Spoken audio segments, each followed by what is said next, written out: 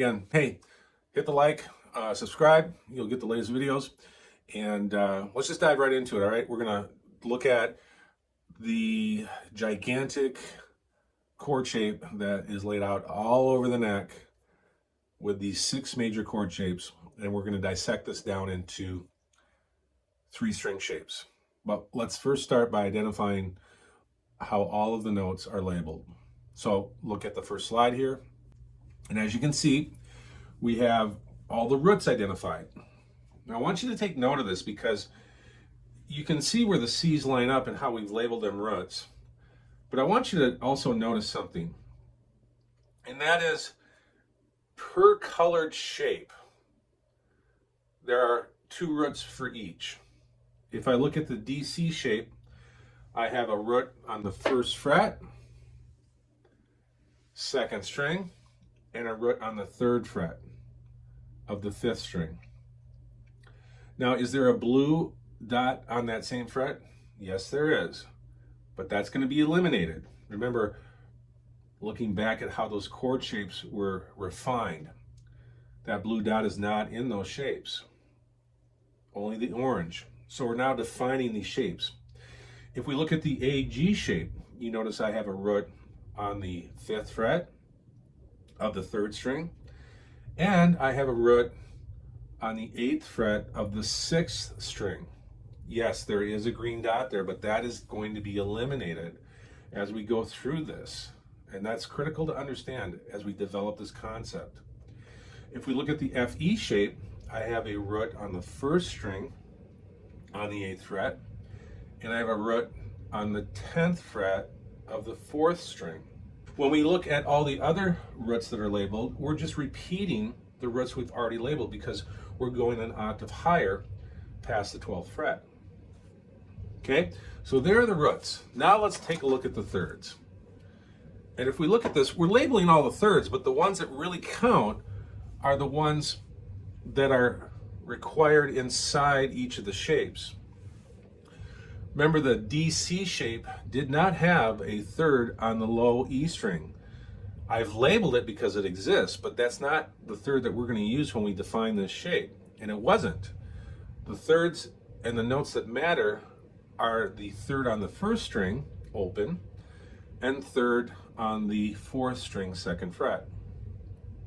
All right, let's move on to the AG shape. I have a 3rd on the 2nd string on the 5th fret, and I have a 3rd on the 5th string on the 7th fret.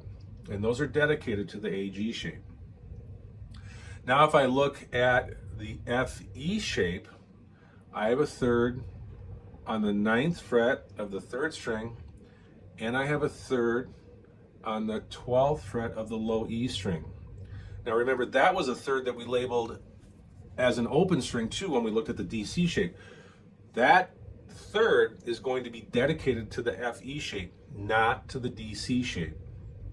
Again, when we get past the 12th fret or into the 12th fret, we're just announcing these thirds that we've already announced within the first 12 frets and the open strings. Okay, let's wrap this up with the fifths. So here we have a diagram that looks at the fifths. For the DC shape, I have a 5th as an open string on the 3rd string, and I have a 5th on the 6th string on the 3rd fret. Those are dedicated to the DC shape. On the AG shape, I have a 5th on the 1st string on the 3rd fret, and I have a 5th on the 4th string of the 5th fret. And those are dedicated to the AG shape. And the last shape, I have a 5th on the 2nd string on the 8th fret, and I have a 5th on the 5th string on the 10th fret. Those 2 5s are dedicated to the FE shape. Moving past and into the 12th fret, we're just adding fifths again that are octaves of the ones that we've already labeled. All right? So now that we have everything labeled, what I want you to do is I want you to look at this next neck diagram. Okay, so what we're going to do now is we're going to break down all these chord shapes, and we're going to break them down into 3 strings each. Realize that we're looking for 3 adjacent strings to each other. Okay, let's look at this. To the left, you will see a neck diagram. Each of the circles highlight 3 adjacent strings. So what we've done is to divide the neck into 4 sets of 3 adjacent strings each. Here's how this breaks down. Set 1 will be strings 1, 2, and 3. Set 2 will be strings 2, 3, and 4. Set 3, strings 3, 4, and 5. And set 4, strings 4, 5, and 6. So here's set 1. If we take some time and look at each of these shapes, we can see how each of these shapes are part of a traditional shape. The first shape is what we know as the D shape. The second shape, we would say, is part of an A shape. So I'm going to call it a partial A. I'm not going to call it a classic A because the classic A shape are on strings 2, 3, and 4. When you play those, all on the second fret to play that A shape. So we're going to call this a partial A shape because it's on strings 1, 2, and 3. All right, and the last shape we'll call as a partial F shape. Okay, so it's part of the F shape. It doesn't make up the whole F shape because if I wanted to look at the whole F shape, I would have to have 4 strings. And since I'm breaking this down into 3 strings, I would only call it a partial F shape. But again, there's the classic D shape, there's the higher portion of the A shape, and then there's the higher portion of the F shape, and that is set 1. You see how this works? Over time, what we're doing is we're taking shapes and we're learning how they're put together. We're learning what is a root, what is a third, and what is a fifth. And in the process, you learn how the whole neck is put together because eventually we're going to wrap scale patterns around this stuff. However, we're going to do it in a onesie-twosie manner. We're not going to throw it all at you like a fire hose. That's insane. What we're going to do is we're going to do simple exercises to make this be building on top of another exercise and another exercise. Because that's the best way we learn, in just a onesie-twosie fashion. Let's finish this up and look at the other 3 sets, starting with set 2. So set 2, we could say that the first shape that you see is the partial C shape, because it comes from part of the C shape. It's not the whole C shape. We would call the second shape the classic A shape. And then the last one we would say is the F shape. I would just say it's the main section of the F shape that strings, your fingers 1, 2, and 3 are playing. You know, you're barring your first finger for those first 2 strings, but you got your 1, 2, and 3 on strings 2, 3, and 4, set 2. Okay, now let's look at sets 3 and 4. And the reason I say let's look at sets 3 and 4 is because sets 3 and 4 are identical. All right, and here's a hack. If you know set 3, you know set 4. If you know set 4, you know set 3. Why is that? Well, it goes back to the tuning. Remember, the tuning is 4, 4, 4, 3, 4. So anything that I have between the G and the B string where the tuning is a third is going to be unique. So sets 1 and 2 are unique. But sets 3 and 4 repeat each other. So instead of having to learn 12 shapes, how many do I need to learn?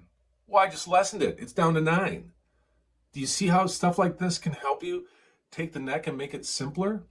Instead of having to learn 12 unique shapes, I just cut it. Okay, I cut it. I took sets 3 and 4 and said they're 1. They're just playing in different spots on the neck. So let's take a look at set 3. The very first shape we could say is part of the C shape. The very next one is part of a G shape. It does include a little bit of the A, but you know, we're going to say we're moving into the G shape. And then the third one is the classic E shape. Okay? Let's look at set 4. Set 4, we're going to have what I would say is an addition to the C shape, but we could also call it the classic E shape. The next image, you'll see what is part of a G shape, but that also could be part of a C shape if it was on strings 3, 4, and 5. And then the last shape is an addition to the E shape.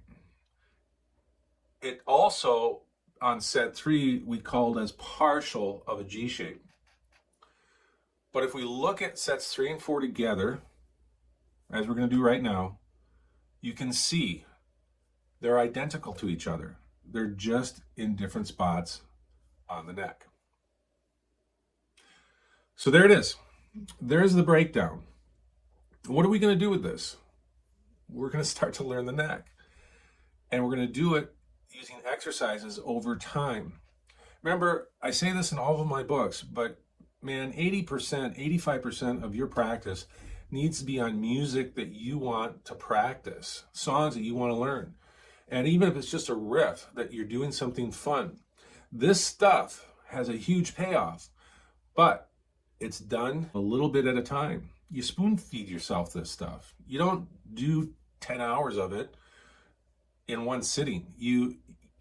If you're practicing for an hour, hour and a half a day, 2 hours, I don't know how much you're practicing. Maybe you're only practicing for 20 minutes. This is 20% of your practice time. I mean, if you're practicing for 10 minutes, this is 2 minutes of your time.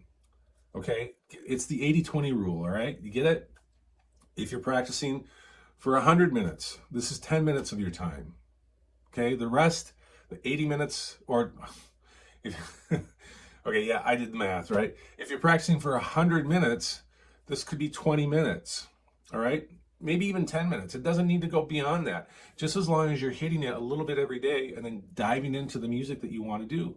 Do this first, get it out of the way. It's a little, hey, I did my thing. You know, it's kind of like brushing your teeth.